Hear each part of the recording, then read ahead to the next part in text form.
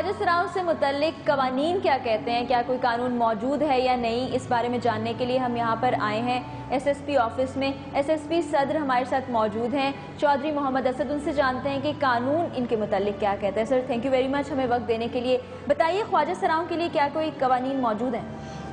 जहाँ तक कवानीन का तल्लक है वो उनके लिए सेपरेट कोई कानून साजी नहीं हुई और law is equal for everybody.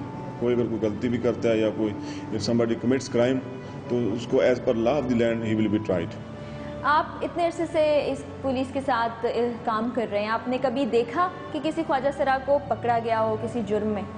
As for मेरा जहाँ तक तल्लक है मैंने तो आज तक उसको देखा नहीं है, लेकिन थोड़े पैटी क्राइम्स जो होते हैं कुछ स्ट्रीट वारदातों में मुलवस होते हैं या कभी स्नैचिंग में, लेकिन जो है इसमें कानून साहब के लिए मैंने जैसे आपको पहले बताया इक्वल है।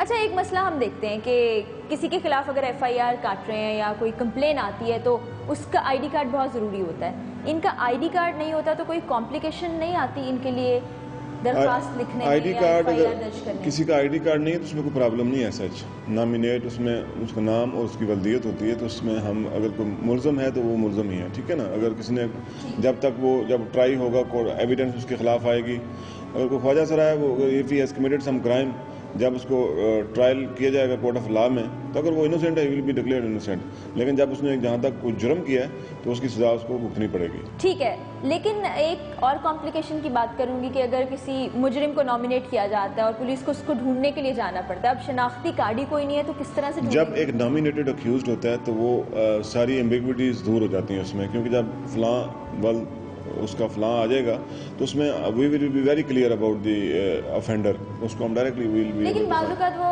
अपने ओरिजिनल नाम से नहीं होते हैं, कुछ ऐसे होते हैं कि जो मर्द हैं और वो औरतों की तरह से कुछ की शनाख्त ऐसे होती है कि जब कंप्लेनेंट आता है तो वो इसका एफआईआर में कहता है कि जब मेरे सामने आएगा तो मैं उसको आइडेंटिफाई कर लूंगा, यानी हुलिये की बुनियाद पे उसको जब क्राइम कमिट हो रहा होता है तो कुछ एविडेंसेस होती हैं, कुछ विटनेसेस होते हैं, वो देख रहे होते हैं, तो वो कहते हैं जब ये मुलज़म मेरे सामने आएगा उस पे सामने आने पे मैं शनाख्त कर सकता हूँ, उसकी शनाख्त भी हो जाती है, आइडेंटिफिकेशन भी हो जाती है, और जहाँ तक उसने कोई क्राइम किया होगा उसके मुताबिक उसको he will get punishment also. अगर हम बात करें अपने लॉ की, कानून की, तो खवातीन और मर्द जो हैं उनमें कुछ थोड़ा डिफरेंस रखा गया। बड़े जुराइम की तो ऑफ कोर्स एक सी सज़ा होती है, तो ख्वाजा सराओं को फिर किस कैटेगरी के कवानीन के तहत आप लोग ट्रीट करते हैं, मर्दों के या खवातीन? वो नॉर्मली जब आप once you will be in the judicial lockup तो वो जेल सुपरिटेंडेंट ही इज़ द कॉम्पिटेंट अथॉरिटी, उसको डिसाइड करना कि किस में उसमें बैरक में रखना है, किस रूम में रखना है, तो that answer can be given by the jail authorities.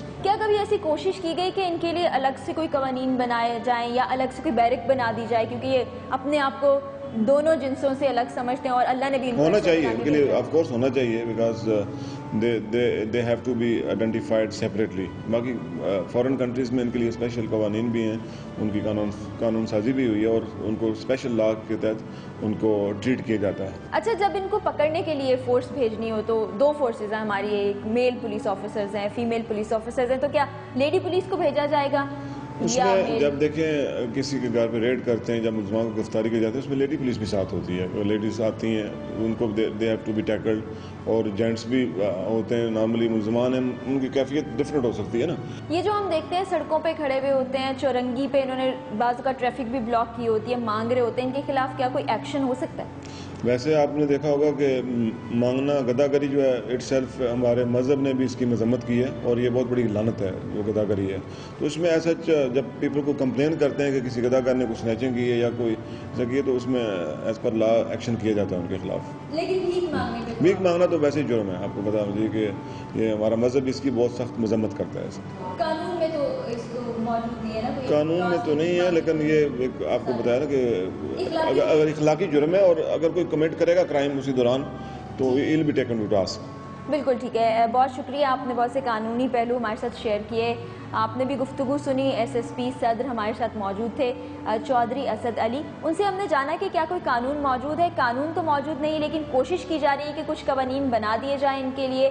Quota system मुकर्रर किया गया, उसके तहत अगर कोई ख्वाजा सरा पढ़ लिख के पुलिस फोर्स को ज्वाइन करना चाहे तो उसकी भी गुंजाइश मौजूद है।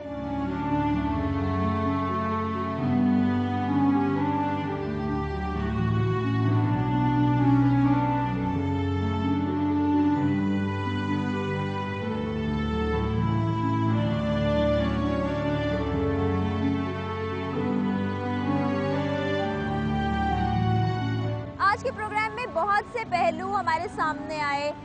ख्वाजा सरा तो अल्लाह ने उनको ऐसे बनाकर भेजा है, लेकिन मुझे लगता है कि एक मर्द और औरत होने के नाते हम खुद कहीं ना कहीं कंफ्यूज हैं। तो हमने जो बाउंड्री अपने इर्द गिर्द खींची हुई है, हमें उससे बाहर निकलना होगा और तीसरी जिन्स के तौर पर उनको कबूल करना होगा, क्योंकि वो हमारी तरह इंसान है, हमारी तरह फील करते हैं, उनकी भी डिज़ायर्स हैं। हमें उनको अपने साथ लेकर चलना होगा, जैसा कि आपने सुना कि वो खुद भी ऐसा ही चाहते हैं। उसके लिए सिर्फ इंडिविजुअली कोशिश की ज़रूरत नहीं है, बल्कि इंतज़ामिया को, हुकूमत को, हम सबको मिलकर लिए स्टेप फॉरवर्ड लेना चाहिए, जो कि बहुत ज़रूरी है।